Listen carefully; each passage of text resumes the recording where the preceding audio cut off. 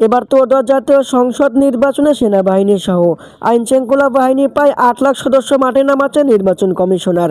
মাঠে মোতায়েন থাকবে 8 দিন। নির্বাচনের আগে 3 দিন, নির্বাচনের দিন ও নির্বাচনের পরে 4 দিন।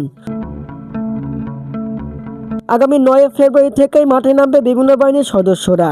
এর মধ্যে সেনাবাহিনী থাকবে 1 লাখ, পুলিশ থাকবে 1.5 লাখ, বিজিবি থাকবে 35 থেকে 40 হাজার, নৌবাহিনী থাকবে 5 থেকে 6 হাজার, কোস্ট গার্ড থাকবে 4 থেকে 5 হাজার, র্যাব থাকবে 8 থেকে 9 হাজার, আনসার সদস্য থাকবে 5 থেকে 6 লাখ। নির্বাচনে যেন কোনো প্রকার বিশৃঙ্খলা না ঘটে, তার জন্য কঠোর অবস্থানে থাকবে বাহিনীগুলো। প্রত্যেক কেন্দ্রে 4-5 জন করে সেনা সদস্য রাখতে পারে নির্বাচন কমিশনার। এবার জনগণকে উপহার দিতে চায় একটি অবাধ, সুষ্ঠু ও অংশগ্রহণমূলক নির্বাচন। আগামী 12 ফেব্রুয়ারি অনুষ্ঠিত হবে ত্রয়োদশ জাতীয় সংসদ নির্বাচন ও গণভোট। ভোট গ্রহণ শুরু হবে সকাল 4:30টায়, শেষ হবে বিকেল 4:30টায়।